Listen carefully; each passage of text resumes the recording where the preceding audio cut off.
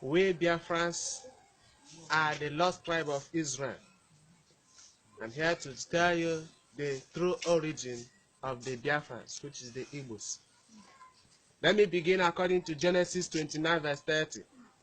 Jacob had 12 sons, namely Reuben, Simeon, Levi, Judah, Dan, Naphtali, Gad, Asher, Issachar, Zebulun, Joseph, and Benjamin.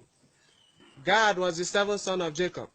According to Genesis 46 verse 16, Gad has 7 sons, namely Haggai, Zephon, Shuni, Esbon, Eri, Arodi, and Areri.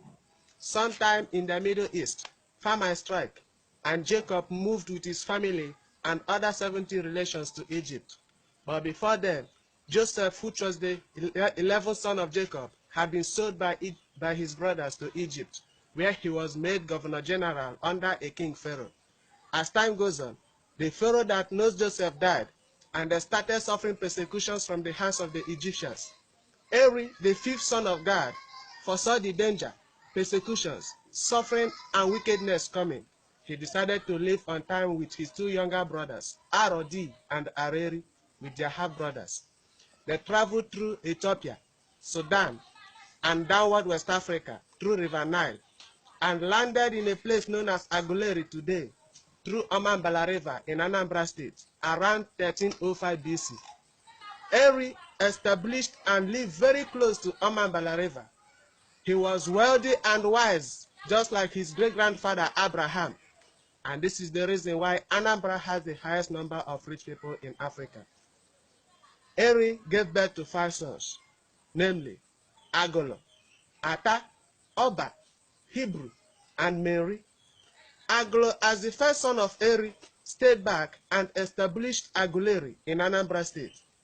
Ata moved upward north and established Igala Kingdom, and this is the reason why their overall chief is known as Ata of Igala in Kogi State. Oba left and founded Oba Kingdom in Anambra State. Hebrew, which was later changed to mean Igbo or Hebrew, he was a very powerful and spiritual man, and this is the reason why people from this area are always spiritual. He left and founded Igbo Etiti, Igbo Adagbe, and Igbo Eze within Nsukka and part of Anambra State.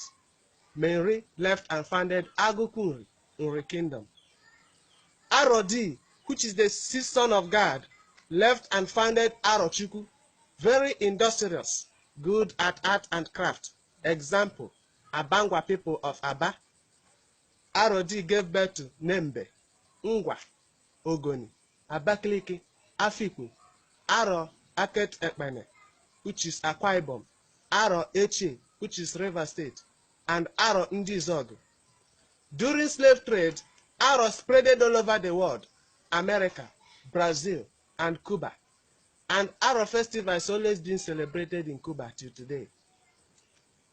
Areri, which is the 7th son of God, was a man with a lot of wisdom. The native tongue of his descendants is what you have today as Central Igbo. People from this area has the highest number of graduates and professors in Igbo land. He gave birth to Owerri, Umuahia, Diobu, Okigwe, Elele, and Mbano, while Eri's half-brothers left and founded Ijao nationality and part of Edo State and many parts of Niger Delta. Evidence and similarities.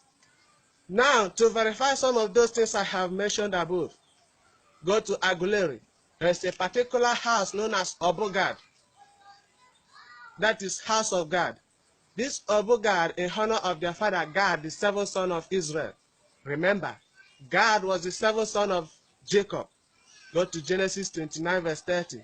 And Gad has 7 sons, of which the last 3 were Eri, Arodi, and Areri, with their half-brothers that left Egypt to downward West Africa. Go to Genesis 46 verse 16.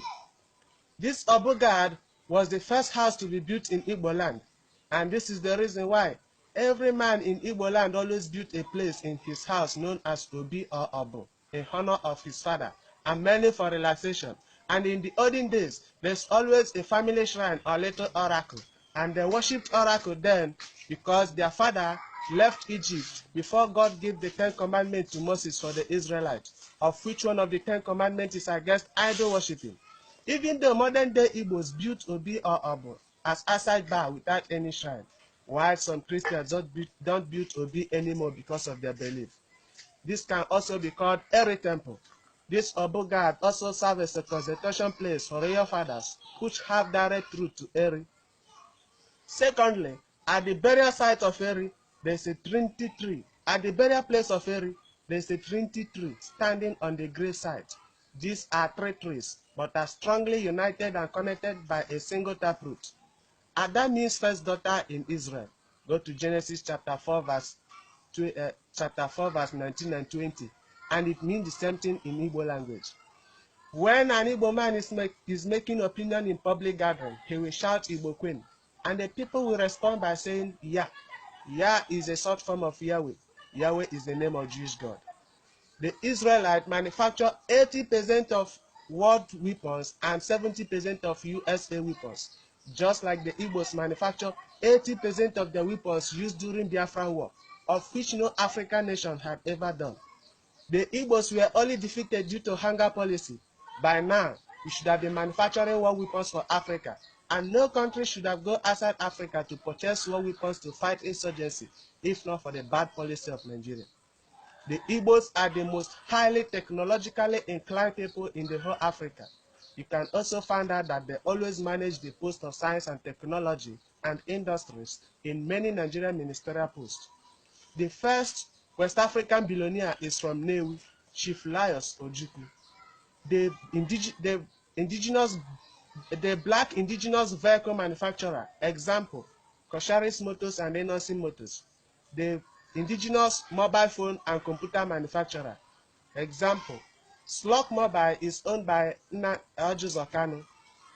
Zynos Computer is owned by Stanley Eke, and Slok Mobile is owned by Nnamdi Ezigbo, the father of internet and the founder of fastest computer in the whole world, Philip Emeagwali.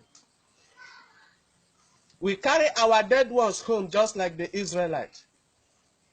Go to Genesis chapter 49, verse 29, verse 30 to chapter 50. Just like the Israelites, we are ruled or led by elders and priests. Israelite has no king until Samuel anointed Saul to become the king of Israelites. And that is the reason why the Israelite was led by Prophet Moses and many other prophets. Conclusion. Israeli ambassador Nuakez confirmed that the Igbos are Jews. Check Daily Sun newspaper 2004. Therefore, the Igbos are the block engine and Japan of Africa. No wonder an author with international reputation, Emefiena Nnia, said that in Biafra, Africa died. We love our neighbors. We accommodate everybody. We can live everywhere and develop anywhere. It is in our blood to develop. We are God's people, a choosing generation. Let Nigerians stop the marginalization of the Igbos and Biafra, or let them have their freedom. As for the Igbos, we should know whom we are. We are God's people, the God of Abraham, Isaac, and Jacob. We should aim and think bigger and work harder as it is in our blood.